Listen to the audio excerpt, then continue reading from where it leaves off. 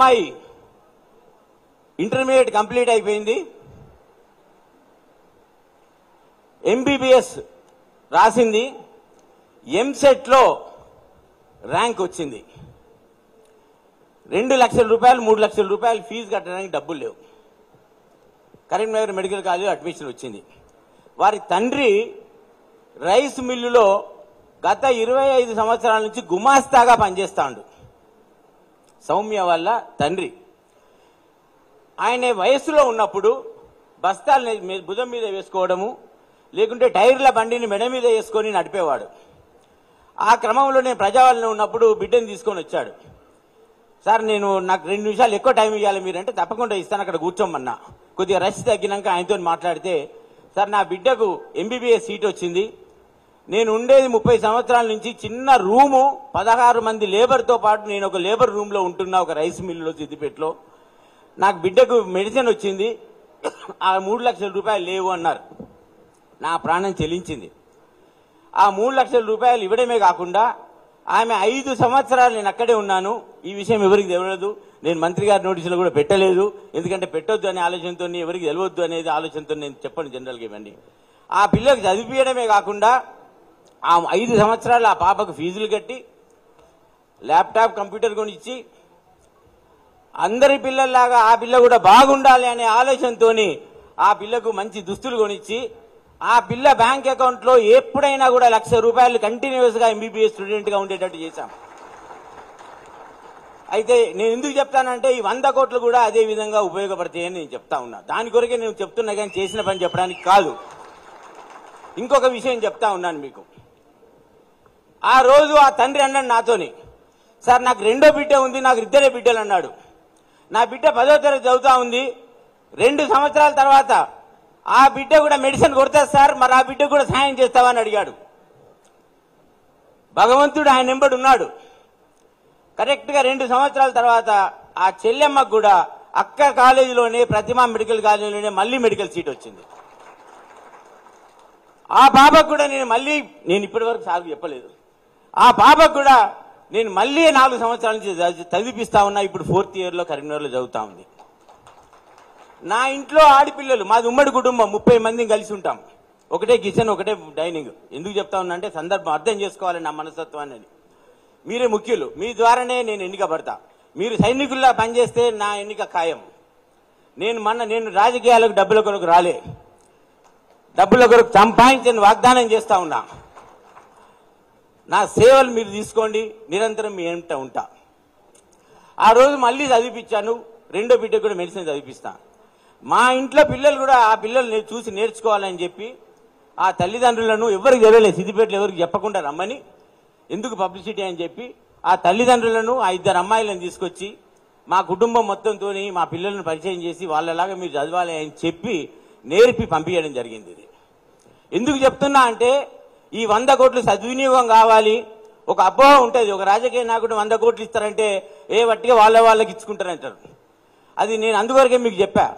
ప్రతి సంవత్సరం 20 కోట్లు పేద విద్యార్థుల పిల్లల కొరకు, విద్య కొరకు నేను ఖర్చు పెడతా. ఆ 20 కోట్ల ఖర్చు వివరాలు ఆ సంవత్సరం కాగానే వెబ్సైట్లో ఉంటాయి. ఎవరికి, ఏ కూతురికి, ఏ కార్యకర్త పిల్లలకు పోయింది అనేది మీకు అక్కడ వివరాలు ఉంటాయని చెప్పి నేను ఇవాళ మీకు సవివరంగా చెప్తా ఉన్నా. అదే కాకుండా 7 నియోజకవర్గాలలో గెలిచిన 9 నెలల లోపు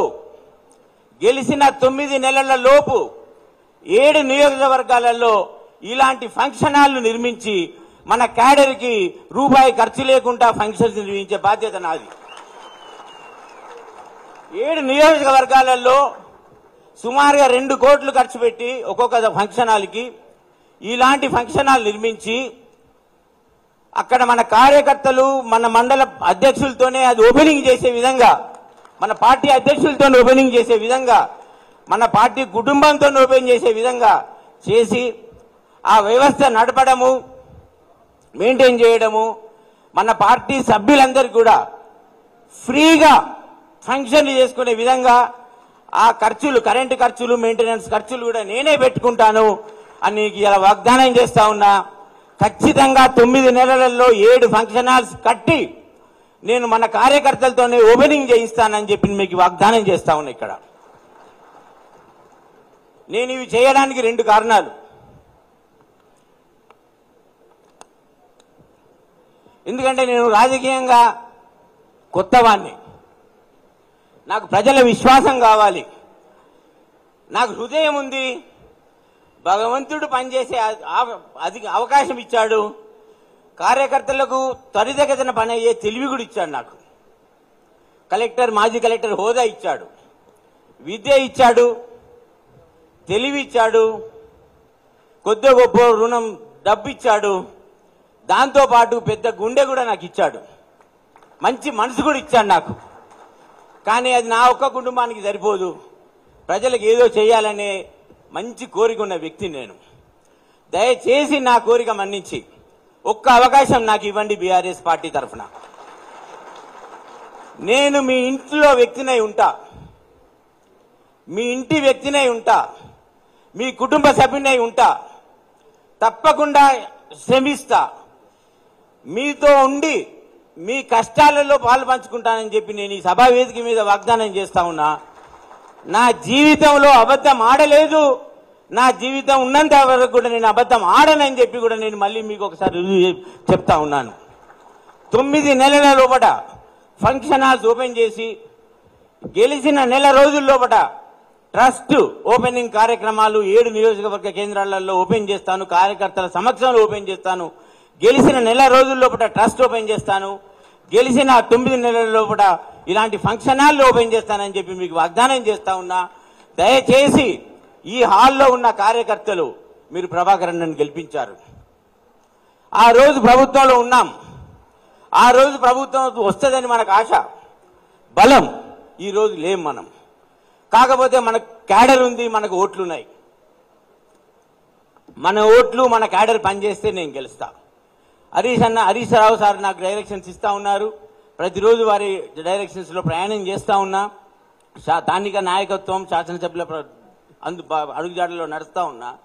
కాబట్టి దయచేసి మీరు ఊరూరున ప్రతి ఊళ్ళో చర్చ జరపండి, ప్రతి ఊళ్ళో వెంకట్రామరెడ్డిని ఎన్నుకోవాలని చెప్పండి, వెంకట్రామరెడ్డి మన పక్షాన ఉంటాడని చెప్పి నా పరంగా మీరు అందరూ వాగ్దానం చేయండి. నేను మీ కొరకు పనిచేస్తానని చెప్పి వాగ్దానం చేస్తా ఉన్నా. మాట తప్పని వ్యక్తిని నేను, వెనుకకు ఓని వ్యక్తిని, నా జీవితం ఉన్నంత వరకు అబద్ధం ఆడని వ్యక్తిని. కాబట్టి నన్ను నమ్మండి అని చెప్పి కోరుకుంటూ, నేను చెప్పిన అన్ని కూడా కల్లారా మీరు చూస్తారని చెప్పి చెప్తూ, నేను మీకు అవకాశం ఇచ్చిన పెద్దలకు, ఈ కార్యక్రమాన్ని విజయవంతం చేసినందుకు ప్రభాకర్ అన్న కూడా ధన్యవాదాలు చెప్తాను.